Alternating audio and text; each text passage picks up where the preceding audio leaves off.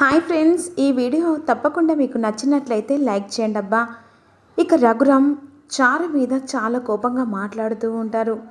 పంతులు గారితో చాలా అసభ్యంగా మాట్లాడుతూ ఉంటుంది. ఇక వెంటనే ఆయనను అలా తోసిన తర్వాత అదే సమయానికి రఘురామ్ వచ్చి చారును మందలిస్తూ ఉంటారు. అందరు కలిసి ఆయన కాళ్ళు పట్టుకుంటే నువ్వు ఆయన మెడ పట్టుకుంటావని చెప్పేసి రఘురామ్ చారును ప్రశ్నిస్తూ ఉంటాడు. ఇదేనా నీ చదువు? పెద్దవాళ్ళు నేర్పించిన సంస్కారం ఇదేనా? మనిషికి దేవునికి మధ్యలో నిలబడ్డ మహానుభావులు వాళ్ళు అని చెప్పేసి రఘురామ్ పంతులు గారి గురించి చెప్తూ ఉండగా చారు కోపంగా చూస్తూ ఉండగా పద్మ మాత్రం కంగారు పడిపోతూ ఉంటుంది. మనం ఇచ్చే దక్షిణ కోసం కాదు, చెడు నుంచి రక్షించే కోసం వాళ్ళు మన గురించి తపన పడతారు. అలాంటి ఆయన్ని అవమానిస్తావా? క్షమాపణ అడుగు అని చెప్పేసి వెంటనే రఘురామ్ చారునికి పంతులు గారికి క్షమాపణ చెప్పేసి అడుగుతుండగా చారు మాత్రం కోపంగా చూస్తుండగా పద్మ కంగారు పడిపోతూ వెంటనే చారు పంతులు గారితో అలా అసభ్యంగా మాట్లాడకూడదమ్మా, క్షమాపణ అడుగు అని చెప్పేసి విధంగా కంగారు పడుకుంటూ చారు దగ్గరికి వెళ్ళి మెల్లగా సైకిల్లో చెప్తుండగా చారు మాత్రం లేదత్తయ్య, నేను ఎట్టి పరిస్థితిలో పంతులు గారికి క్షమాపణ అడగా అని చెప్పేసి కోపంగా అంటూ ఉంటుంది. ఇక వెంటనే నీకు దండం పెడతానే, ఇక్కడ నా పరువు తీసి అందరి ముంగట నన్ను ఇలా చేయకే, ఇక నువ్వు ఎలాగైనా పంతులు గారికి క్షమాపణ అడిగా అని చెప్పేసి అంటుండగా ఇక లేదు, నేను ఎట్టి పరిస్థితుల్లో క్షమాపణ అడగా అని చెప్పేసి అంటుండగా అప్పుడు వెంటనే సుందరమ్మ, పెద్దవాళ్ళంటే గౌరవం లేదా? ఇదేనా నీ ఇంటి నుంచి నేర్చుకునే సంస్కారం?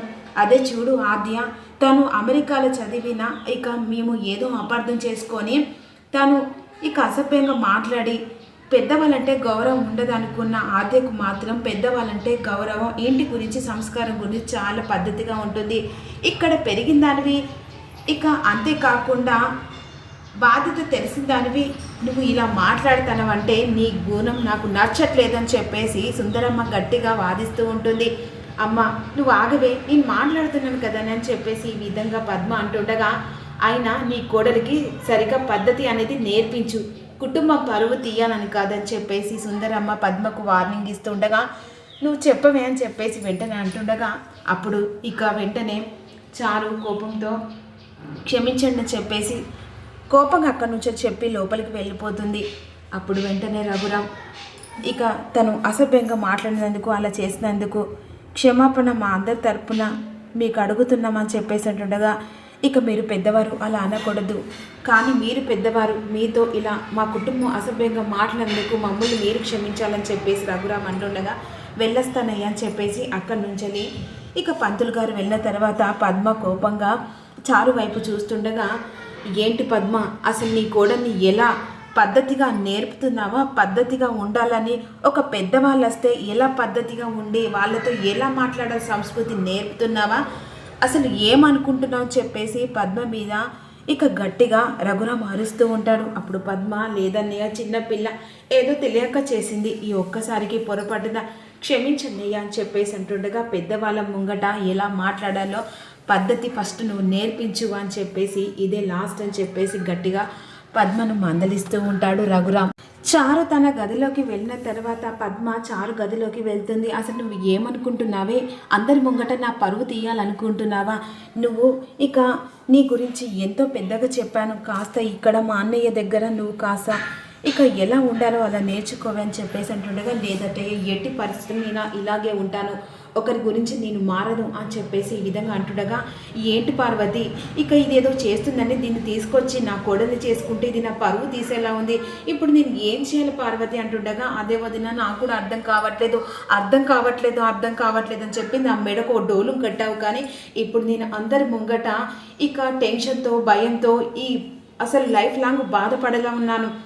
అసలు దీన్ని చేసుకునే బదులు ఆ అద్దెను నా ఇంటికి కూడా చేసుకున్న బాగుండేదని చెప్పేసి ఒక్కసారిగా ఆ మాట అనేసరికి చారు కోపంగా పద్మ వైపు చూస్తూ ఉంటుంది. ఏమత్తయ్య ఏమనుకుంటున్నావు అని చెప్పేసి అంటుండగా మరి లేకపోతే ఏంటి, అసలు నువ్వు ఏదో పని చేస్తావు, నన్ను ఉద్ధరిస్తావని నిన్ను ఇక్కడ తీసుకొచ్చుకొని నా ఇంటి కోడలు చేసుకొని అందరికీ పెద్దనంగా మాట్లాడితే ఏకంగా నన్ను అందరి ముంగట పరువు తీసేలాగా మాట్లాడుతున్నావు.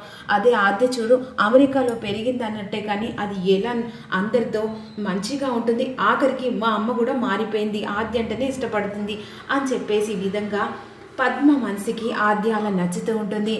అప్పుడు వెంటనే కోపంతో ఇక పద్మ బయటికి వెళ్ళిన తర్వాత చారు పడుకునేసరికి ఇక పంతులు గారు మాటలు గుర్తు చేసుకొని అసలు బావకు రెండో పెళ్ళి జరగడం ఏంటి అని చెప్పేసి అనుకుంటుండగా ఈలోపు మాత్రం చారు పడుకునేసరికి ఇక పద్మ కాస్త చారుకు సంతానం లేకపోయేసరికి నువ్వు నా ఇంటి కోడలు కాదు, ఇక్కడి నుంచి వెళ్ళిపో అని చెప్పేసి మెడలు పట్టుకొని గెంటేసినట్టుగా ఇక ఆద్య నా కోడలు అన్నట్టుగా ఇక ఆద్యకు సీనుకు అందరూ కలిసి పెళ్లి చేసినట్టుగా చారు కలగని ఒక్కసారిగా ఉలిక్కి పడి లేస్తుంది.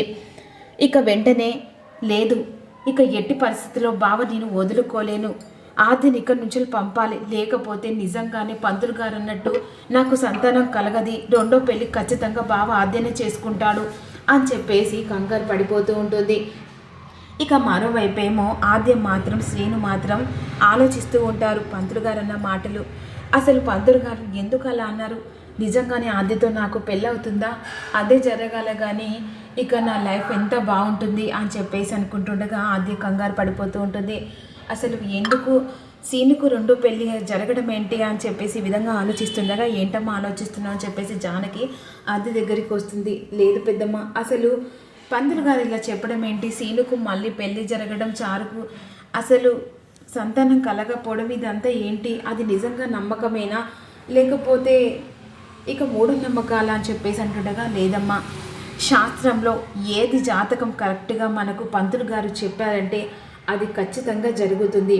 ఇప్పుడు గారు ప్రతి ఏడు మనం ఇక ఆ పంతులు గారితో మన జాతకాన్ని చూపిస్తాం, ప్రతి ఏడు అలాగే జరిగింది. ఈ ఏడు కూడా నిజంగానే ఇక సీనుకు రెండో పెళ్ళి జరుగుతుందేమో, ఈ దారి ఆ దేవుడు ఎటు నుంచి ఎక్కడికి వేస్తున్నాడో ఎవరికి తెలియదు.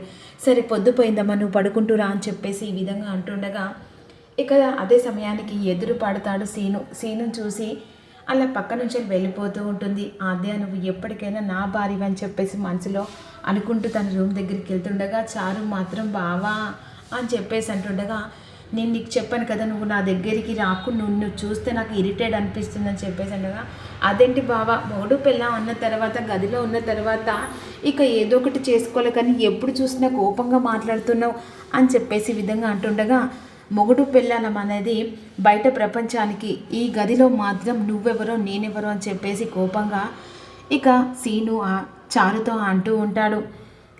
ఇక మరోవైపేమో పద్మ మాత్రం బాధపడుతూ టెన్షన్ పడుతూ అన్నయ్య గురించి, ఇప్పుడు ఈ చారు గురించి, అందరి గురించి నాకు చావు వచ్చేలా ఉందని చెప్పేసి బాధపడుతుండగా వెంకటరమణ వస్తాడు.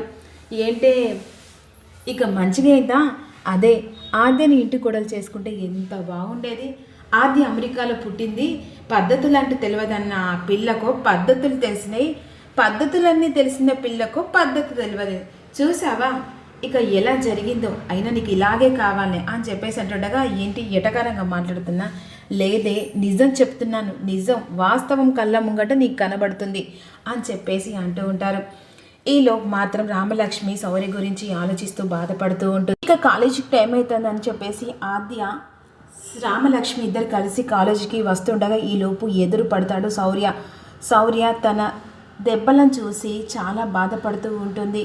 ఇక శౌర్య మాత్రం రామలక్ష్మిని చూసి సైడ్ నుంచి సైలెంట్గా వెళ్ళిపోతూ ఉంటాడు. శౌర్యను పలకరించాలని చెప్పేసి అనుకుంటున్న సమయంలో శౌర్య సైలెంట్గా వెళ్తూ ఉండగా ఇక బాధతో వచ్చి అలా కూర్చున్న తర్వాత అది సమయానికి ఆద్య వస్తుంది. ఏంటి రామ అలా ఉన్నావు, ఎప్పుడు చూసినా నవ్వుతూ ఉండేదానివి, ఇప్పుడు ఎందుకు ఇలా ఉన్నావు అని చెప్పేసి ఆద్య రామను అడుగుతూ ఉంటుంది. నా నవ్వు నన్ను వదిలేసి వెళ్ళిపోయింది అని చెప్పేసి ఈ విధంగా అంటుండగా నీ మనసులో అంత ప్రేమ పెట్టుకొని ఇక లేదని చెప్పడం ఎందుకు అని చెప్పేసి ఆద్య అడుగుతూ ఉంటుంది. ఇప్పుడు లేదని చెప్పేసి ఒంటరిగా కూర్చొని బాధపడడం ఏంటి అని చెప్పేసి ఆద్య అడుగుతుండగా నా కోసం నేను ప్రేమిస్తే అందరి కోసం నేను బాధపడాల్సి వస్తుందని చెప్పేసి రామ అంటుంది. పెద్దవాళ్ళ ప్రేమ ముందు పిల్లల ప్రేమలు ఎప్పుడు ఓడిపోతూనే ఉంటాయి, మా ప్రేమ కూడా అంతే పెద్దవాళ్ళ ముంగట ఓడిపోతుందని చెప్పేసి రామలక్ష్మి శౌర్యను గుర్తు చేసుకుంటూ బాధపడుతూ ఉంటుంది.